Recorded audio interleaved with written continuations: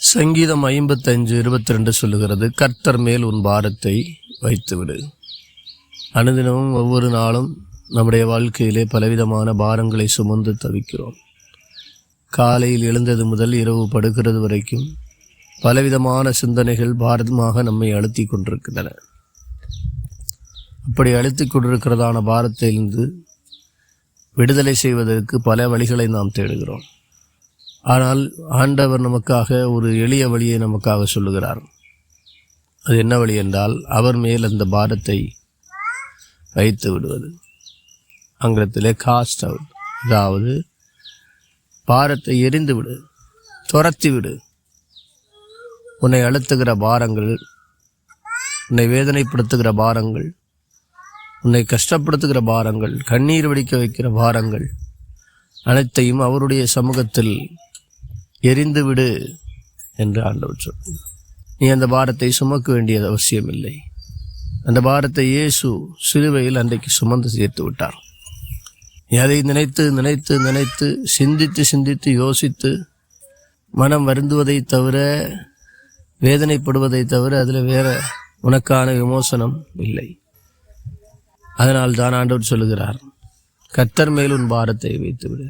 உன்னுடைய மனதிலே ஆழமாய் குத்தி கொண்டிருக்கிற வேதனைப்படுத்துகிற அந்த பாரங்களை அவர் மேல் வைத்துவிடு.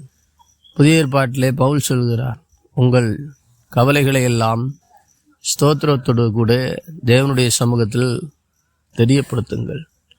அப்பொழுது எல்லா புத்திக்கு மேலான தேவ சமாதானம் உங்கள் இருதயங்களை ஆளுகை செய்யும் என்று சொல்கிறார். ஆண்டவராகி தேவனிடத்தில் நம்முடைய பாரங்களை வைக்காவிட்டால் நாம் அனுதினம் சாக வேண்டியது இருக்கிறது.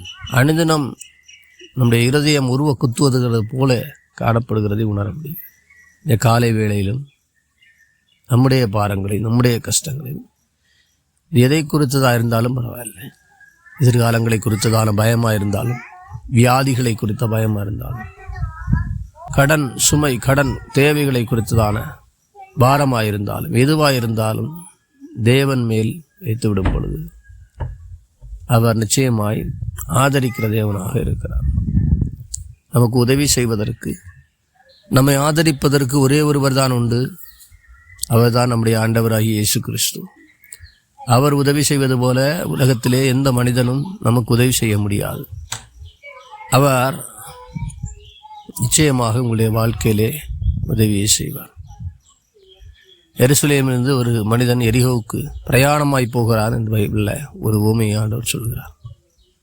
அவன் அங்கே போய் கொண்டிருக்கும் பொழுதே சில கள்ளர் கையிலே அகப்பட்டு, வஸ்திரங்கள் உரிந்து கொள்ளப்பட்டு, அவனுடைய பணப்பையெல்லாம் எடுக்கப்பட்டு, அவனை அடித்து குற்றுவீராக்கி விட்டு போய்விட்டார்கள். அங்கே முதலாவதாக ஆசாரியன் வருகிறார், இரண்டாவதாக லேவியர் வருகிறார்.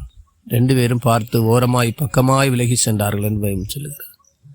மூன்றாவதாக சமாரியன் வந்து அந்த விழுந்து கிடந்த அவனை தூக்கி எடுத்து அவனுடைய காயங்கள் எல்லாம் கட்டி அவனுடைய வாகனத்தின் மேல் கொண்டு போய் சத்திரத்தில் சேர்க்கிறான்.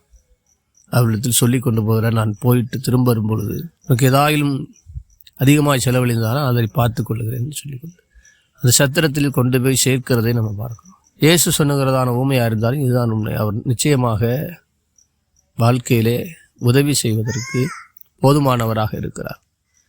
பாரங்களிலிருந்து, வேதனைகளிலிருந்து, பிரச்சனைகளிலிருந்து, நம்மை அழுத்துகிற அனைத்து பாரங்களிலிருந்து தேவன் விடுதலையாக்கி உங்களை இந்த காலை வேளையிலே சுகமாய் தங்க பண்ணுவார் என்று ஆசீர்வதிக்கிறேன். கர்த்தர் நம்மை ஆசீர்வதிப்பாராக. ஆமென்.